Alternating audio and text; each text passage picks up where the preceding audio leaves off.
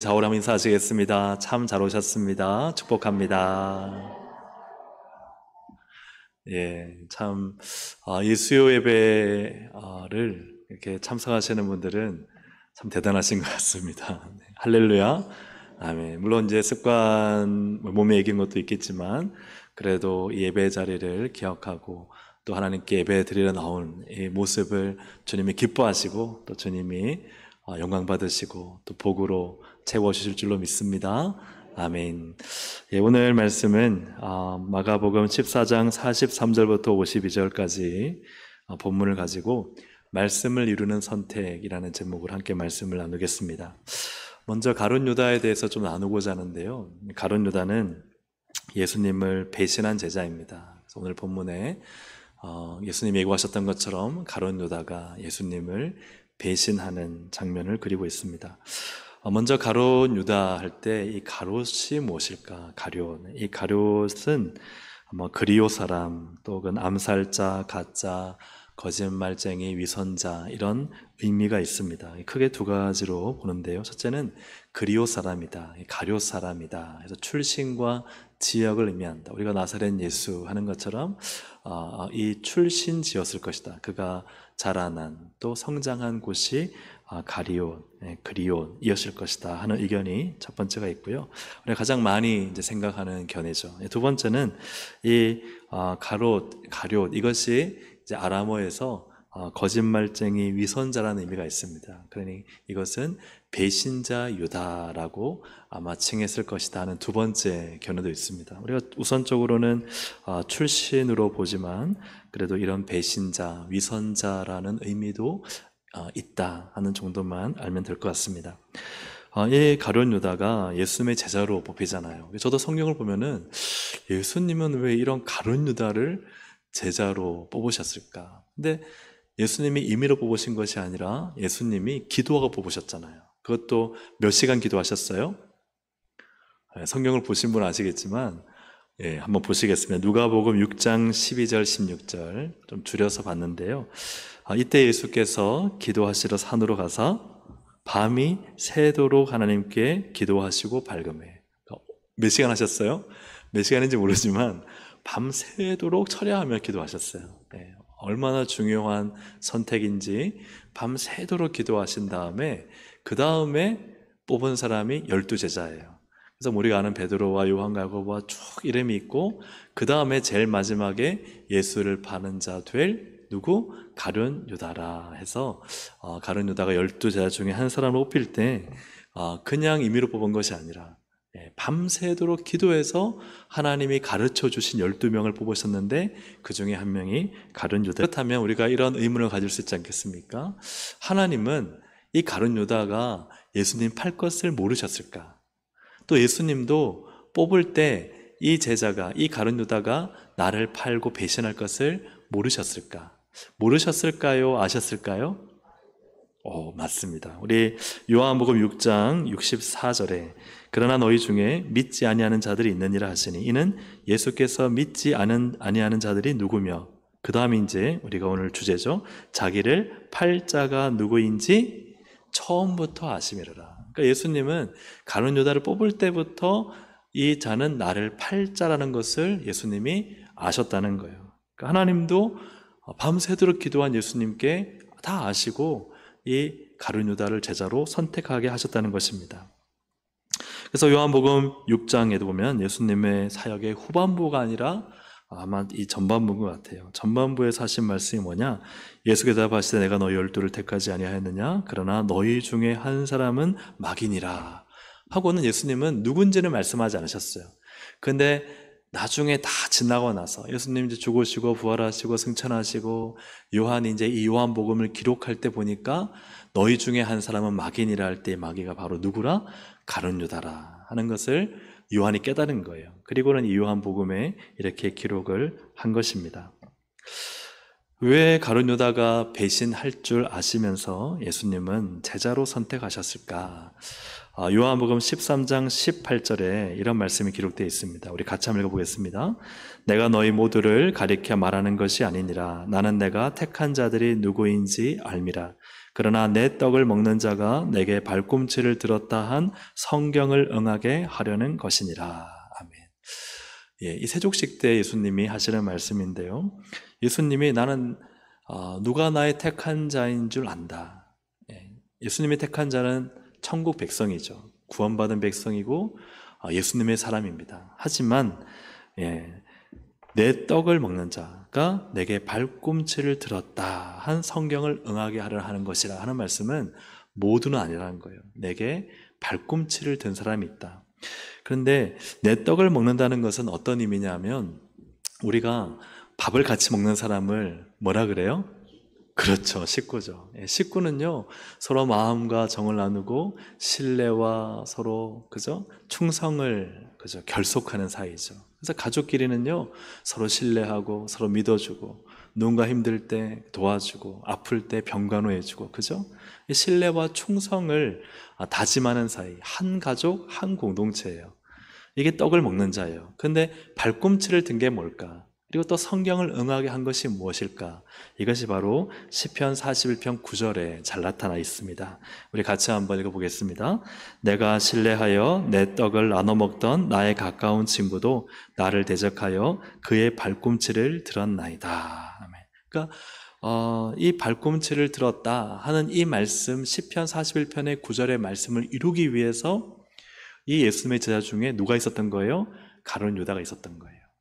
근데 이 가룟 유다가 있었던 이유는 같이 한솥밥을 먹어야 되잖아요. 예수님과 제자들은 늘 한솥밥 먹는 신뢰의 공동체, 상호작용, 그 다음에 충성의 공동체인데 그 중에 한 명이 있었던 이유는 이 시편 41편 9절의 말씀을 이루기 위한 거예요.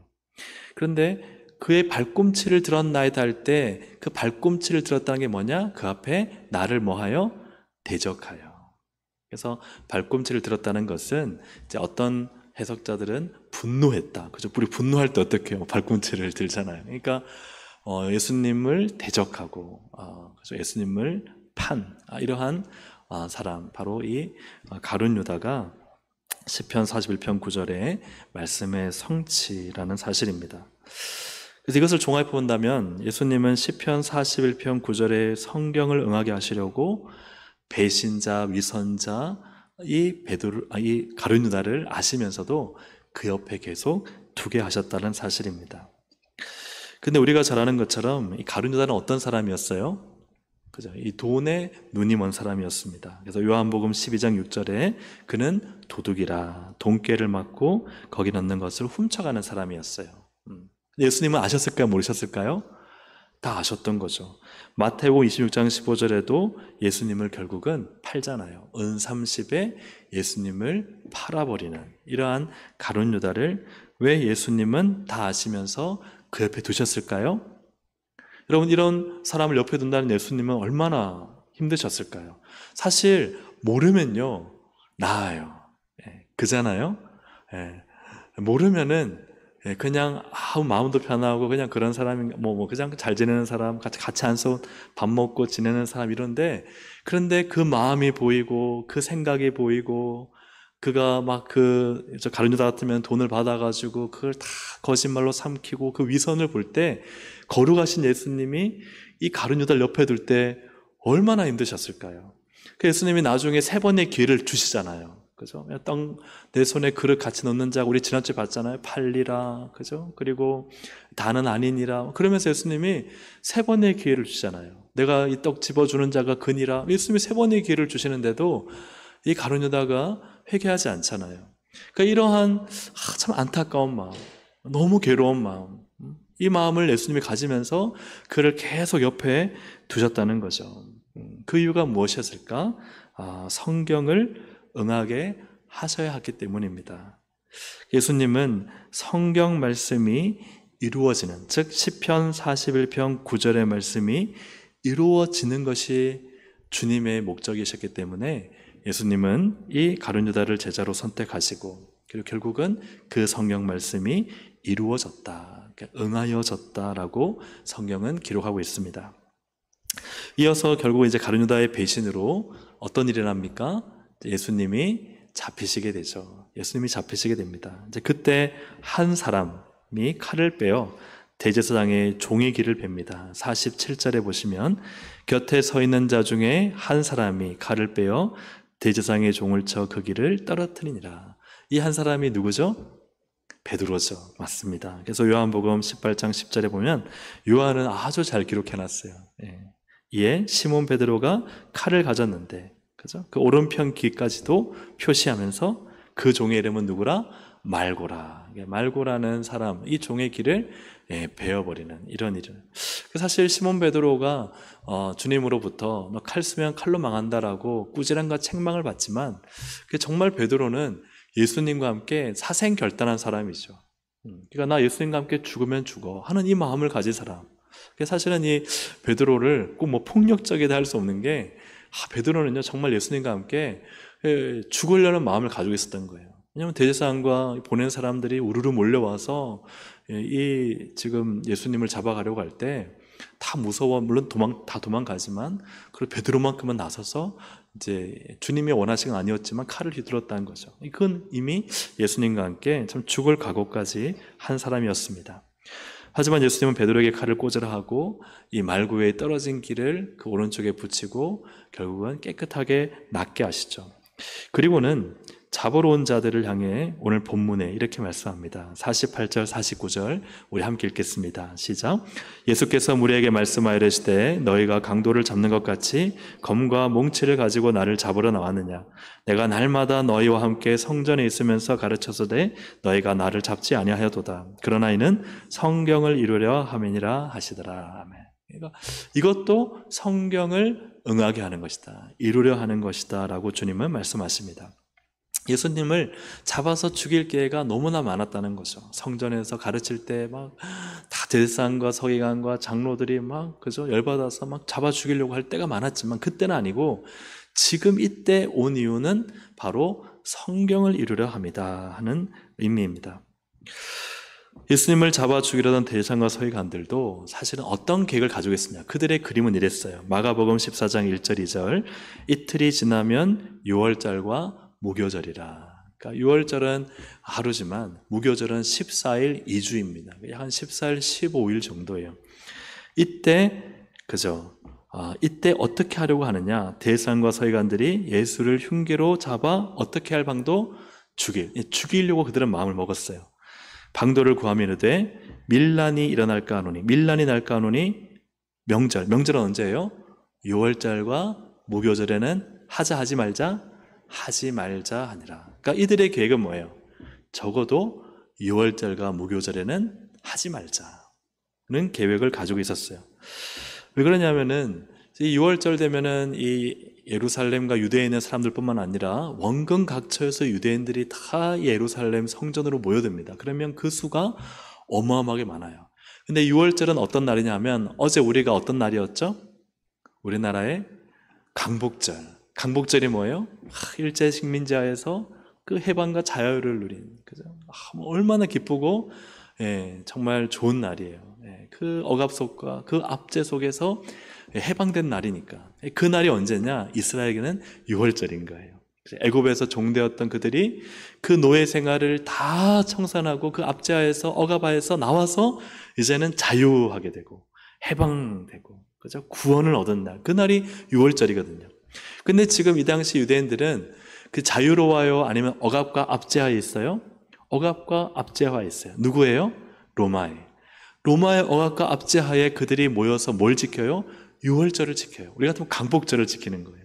유월절을 지키면 그들 어떤 생각을 가질까요? 우리가 하나님이 우리를 애굽에서 탈출시켜 주시고 구원시켜 주신 것처럼 언제 우리를 이 로마에서 탈출시켜 주시고 구원시켜 주실까? 그래 그들의 마음이 자유와 해방을 가장 간절히 원할 때가 언제예요? 유월절인 거예요. 이때는요 화약과 같아요. 그래서 만약에 불씨만 하나 잘못 터뜨려도 어떻게 해요? 거기서 막 큰 반란과 폭동이 일어날 수 있는 때예요. 그러니 대상과 이 서기관들 같은 이 민족의 안정화를 원하는, 기득권의 안정화를 원하는 사람들은 밀란이 일어나면 돼요, 안 돼요?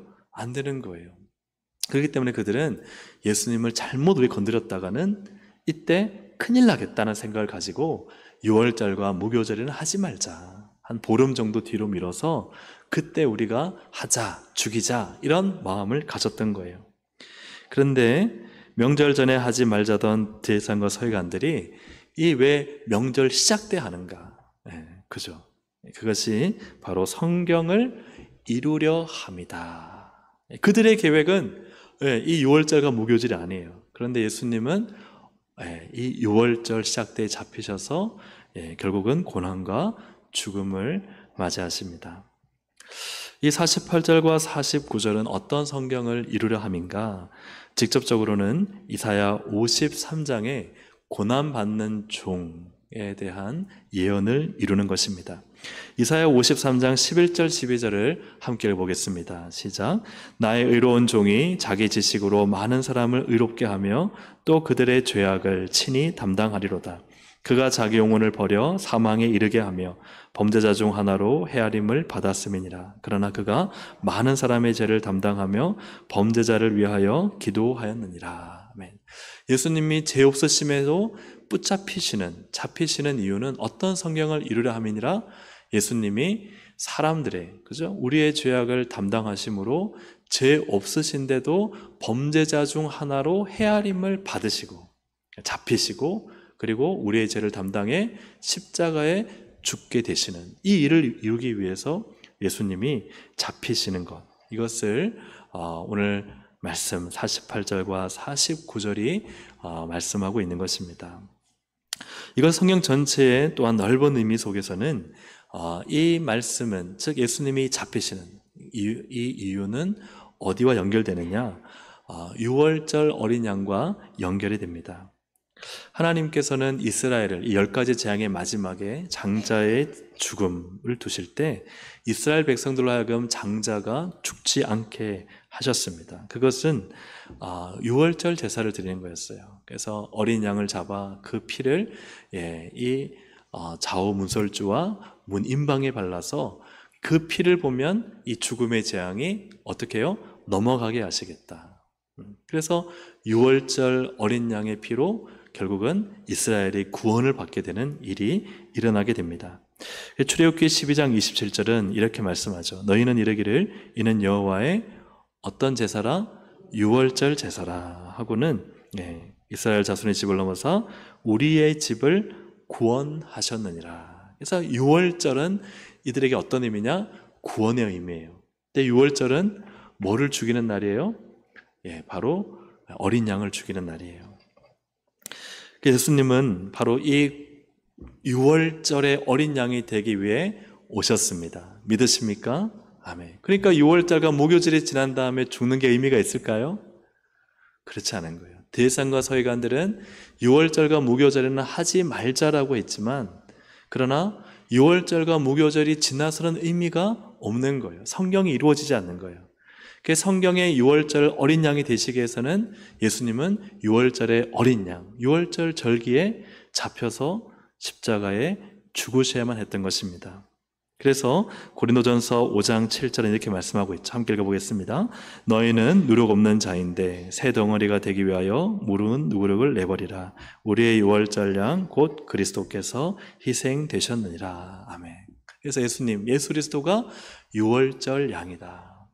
그래서 성경이 응한다는 것, 성경이 응한다는 것. 왜 예수님께서 붙잡히시느냐? 죄가 없으심에도 범죄자 중 하나가 되셔서 예수님은 붙잡히셔서 십자가 고난을 당하시는 것, 이것이 성경을 이루려 함이고, 그리고 또한 예수님이 유월절과 무교절이 지난 다음이 아니라 유월절 어린 양이 되기 위해 이 대제사장과 서기관들의 계획, 그들의 계획은 다 없던 것이 되고 오히려 그들이 하지 않으려고 했던 그때인 유월절에 예수님은 유월절 어린 양으로 잡혀서 십자가에 못 박혀 죽으셨다는 사실입니다. 이 모든 것이 왜 일어나는가? 그저 일어난 것이 아니라 예수님 말씀하시죠. 성경이 이루어지려 함이라. 예수님은 그의 전생애가 과연 무엇이었는가? 예수님의 전생에는 무엇을 이루라는 삶이었을까요?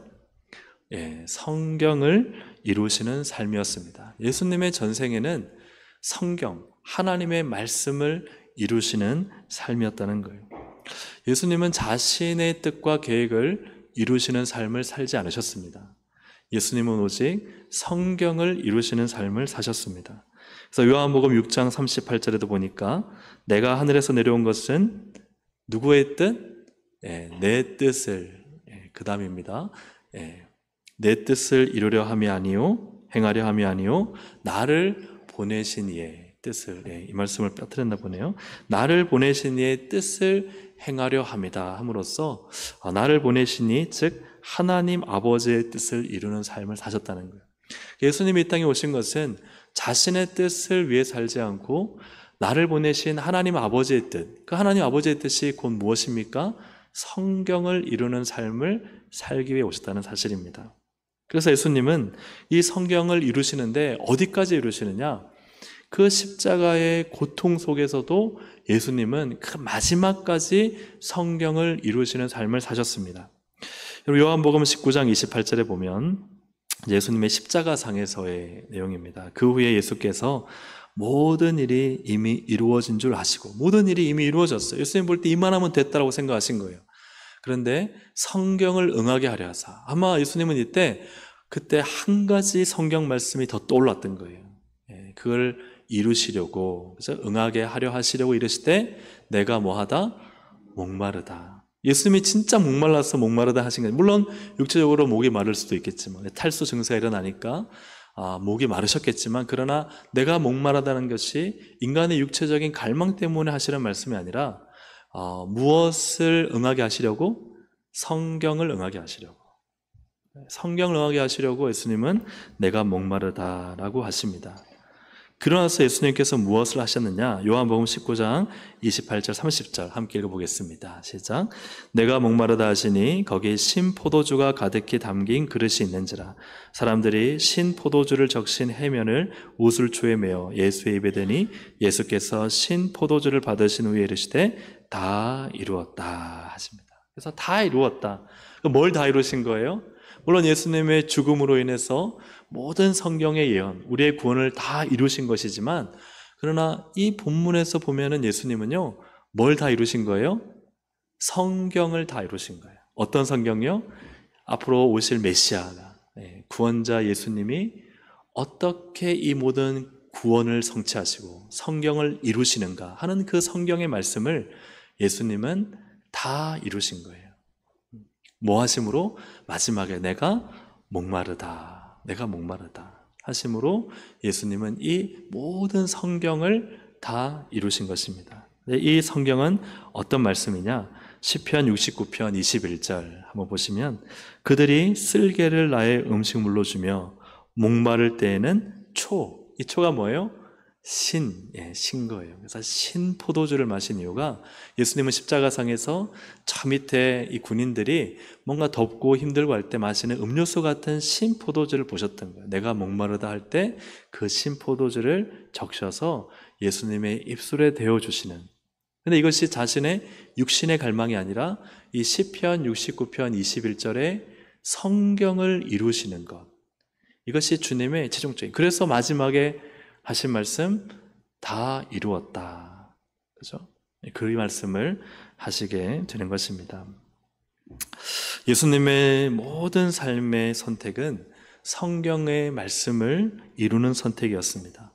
그래서 가룟 유다 3년 동안 막 예수님을 따라다니며 거짓과 위선으로 있는 사람을 그죠? 버리거나 내치지 않고 옆에 두시고, 물론 3번의 회개의 기회를 주셨지만 그래도 그를 옆에 두신 이유는 성경의 말씀을 이루려 함이셨습니다.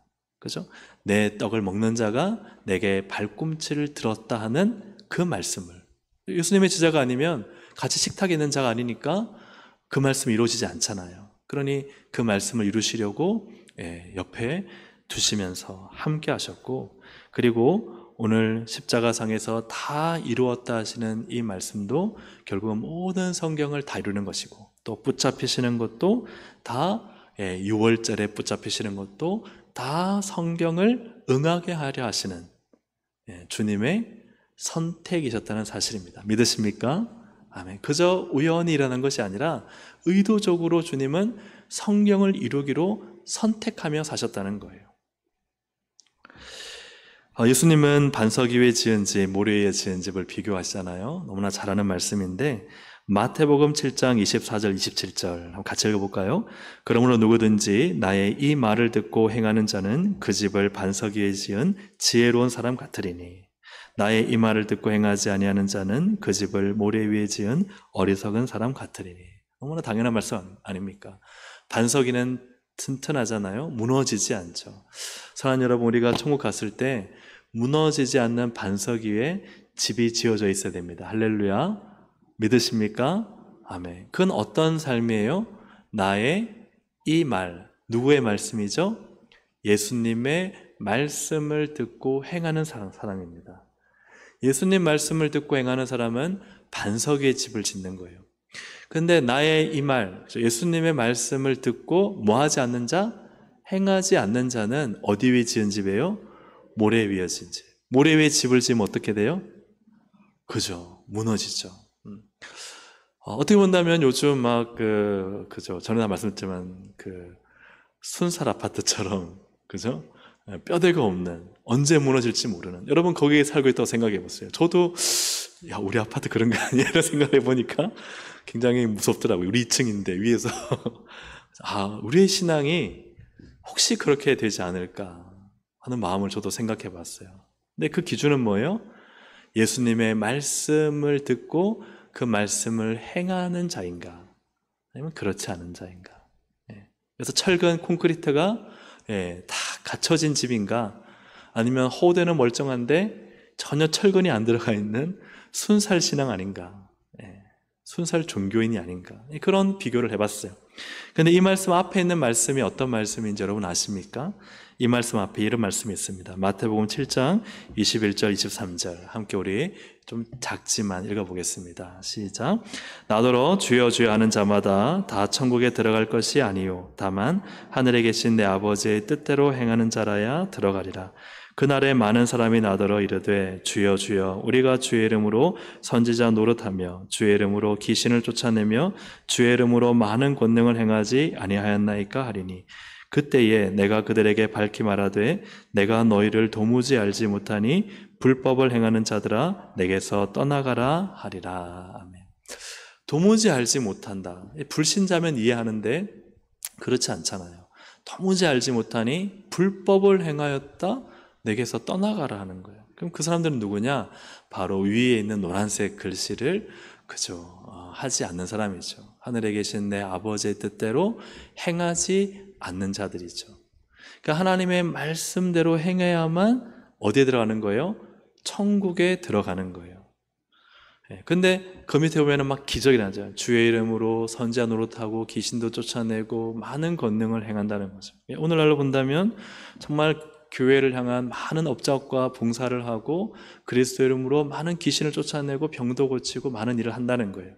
근데 주님은 그걸로 천국에 들어간다라고 말씀하지 않으세요. 그죠? 뭘로 들어가요?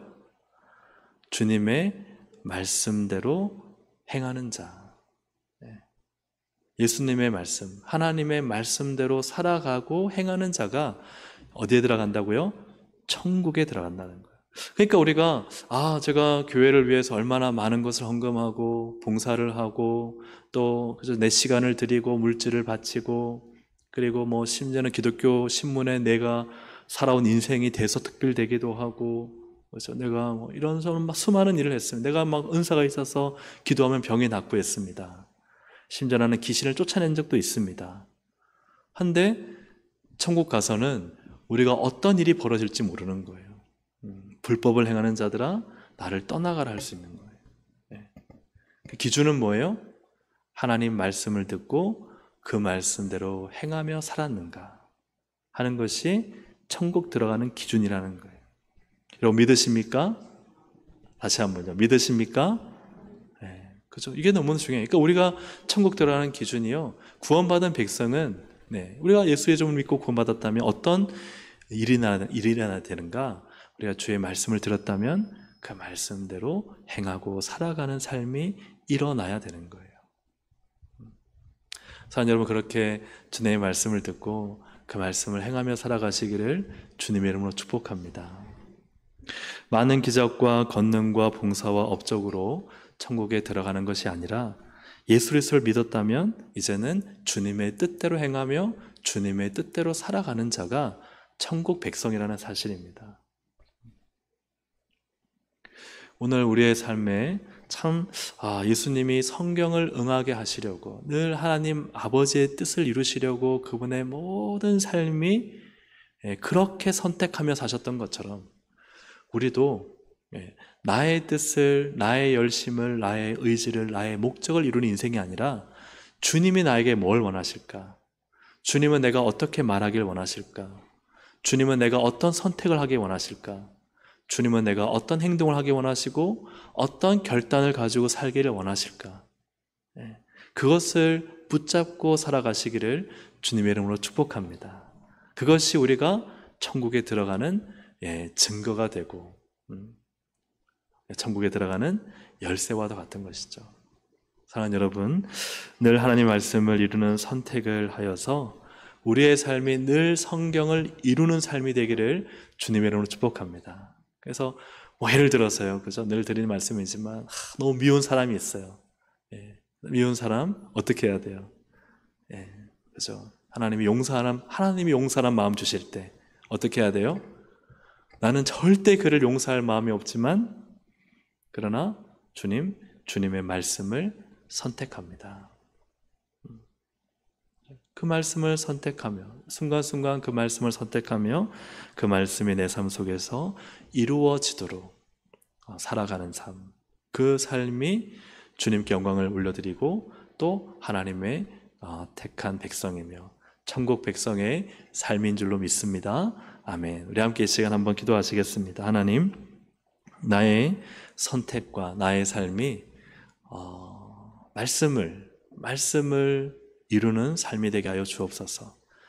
나의 생각과 말과 행동과 삶이 늘 하나님 말씀을 듣고 그 말씀을 행하는 자가 되게 하셔서 천국에 들어가는 자가 되게 하여 주시옵소서. 우리 함께 이 부분을 가지고 함께 우리 주여 한번 부르고 함께 기도합니다. 주여, 하나님 아버지 네 감사합니다. 오늘도 하나님 우리가 늘 주님의 말씀과 주님의 뜻을 듣고 주님의 계획을 이루며 살아가기를 원합니다. 나의 방법과 나의 생각과 나의 뜻을 이루려 하지 아니하고 하나님의 뜻, 하나님의 말씀, 하나님의 계획을 이루어서 하나님, 나는 할 수 없지만 그러나 주의 말씀을 이루게 하시고 주의 말씀을 선택하게 하시고 세상의 많은 업적과 놀라운 일을 이루는 데 집중하기보다 오늘 나에게 주신 하나님 말씀을 붙잡고 그 말씀의 의미를 깨닫고 나를 향한 주님의 말씀을 듣고 그 말씀을 행하는 자가 되어 하나님 정말 구원받는 자로서 천국 백성의 삶을 살 수 있도록 인도하여 주시옵소서. 누구든지 주님의 말씀을 듣고 행하는 자라야 천국에 들어간다 하셨사오니 하나님 우리도 오늘도 주의 말씀이 나를 통해 이루어지기 원합니다. 주의 말씀이 나를 통해 가정에, 주의 말씀이 나를 통해 교회에, 주의 말씀이 나를 통해 하나님 직장과 사업장과 삶의 터전에 이루어지게 하여 주셔서 주님 말씀대로 살게 하시고 주님의 뜻을 순종하게 하여 주셔서 하나님 오직 성경을 이루며 사신 예수님처럼 우리도 하나님 말씀을 이루며 성취하며 살아가는 거룩한 백성이 되게 하여 주셔서 하나님의 뜻을 깨닫고 그 말씀을 붙잡는 삶이 되도록 하나님 도와주시고 인도하여 주시옵소서. 예수님이 이 땅 계실 때 하나님 아버지의 말씀을 이루는 선택만을 하시고 그 선택을 행하셔서 다 이루었다 하셨습니다. 우리가 그리스도를 닮아가는 또한 그리스도를 쫓아가는 거룩한 성도로서 천국 백성으로서 이 땅에 주님의 말씀을 듣고 주님의 말씀을 행하는 천국 백성으로 살게 하여 주옵소서. 모래 위에 집을 지은 어리석은 종교인이 아니라 반석 위에 하나님 말씀대로 살고 그 말씀을 듣고 그 말씀을 쫓고 그 말씀 따라 살아가는 거룩한 성도가 되어 천국 백성의 삶을 살게 하시고 마지막 날에 잘하였도다 착하고 충성된 종아 칭찬과 인정을 받는 거룩한 성도들로 살게 하여 주시옵소서. 하나님께서 이 모든 일들을 성령님을 통해 이루실 줄로 믿사오니 성령님 우리 안에 충만하게 역사하시고 주의 말씀대로 살 수 있도록 우리를 도전하시고 우리를 인도하여 주옵소서. 예수님의 이름으로 기도합니다. 아멘. 교회 소식을